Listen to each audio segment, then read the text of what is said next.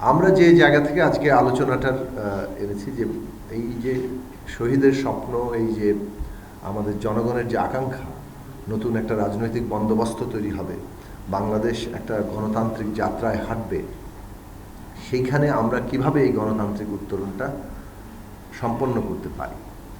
সেক্ষেত্রে আমরা মনে করি যে একদিকে যেমন জন আকাঙ্ক্ষা আছে সংস্কারের জন্য, সত্যিকার অর্থে ক্ষমতার ভারসাম্য এবং জবাবদিহি তৈরি হবে এই দেশে।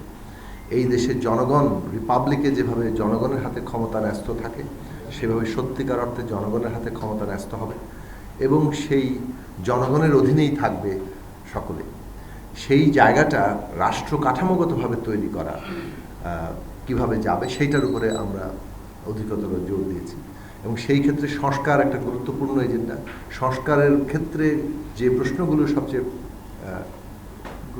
গুরুত্বপূর্ণ হয়ে আসবে এই লক্ষ্যটা অর্জন করার জন্য, অর্থাৎ সংস্কারের সেই সব প্রশ্নগুলোকে আমরা সর্বোচ্চ অর্জন করতে চাইব, যাতে করে সত্যিকার অর্থে জনগণের একটা দেশ তৈরি হয়, জনগণের কাছেই সমস্ত ক্ষমতার কেন্দ্রটা থাকে এবং জনপ্রতিনিধিরা, রাষ্ট্র সরকার যারা চালাবেন তারা জনগণের কাছেই জবাবদিহি করতে বাধ্য হন।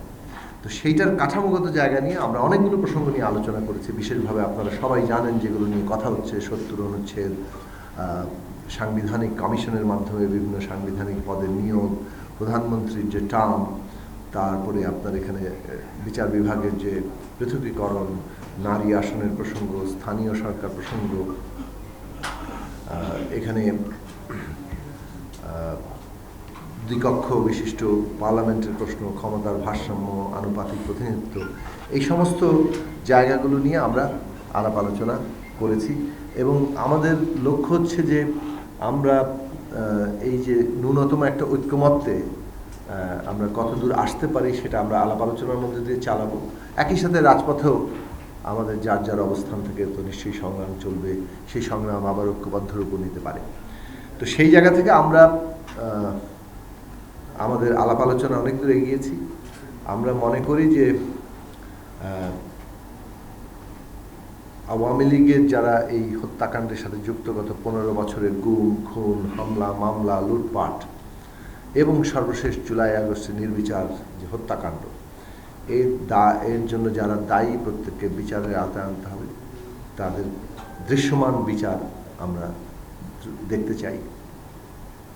আমরা আওয়ামী লীগের দল হিসেবে দায়, তাকেও বিচারের আওতায় আনাটাকে দেখতে চাই। আমরা চাই যে সংস্কারের একটা ন্যূনতম ঐক্যমত্য দ্রুত তৈরি হোক এবং সেই ঐক্যমত্যের মধ্যে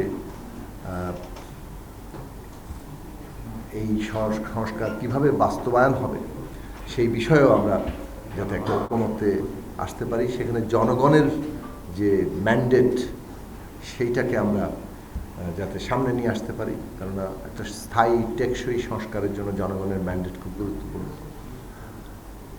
এবং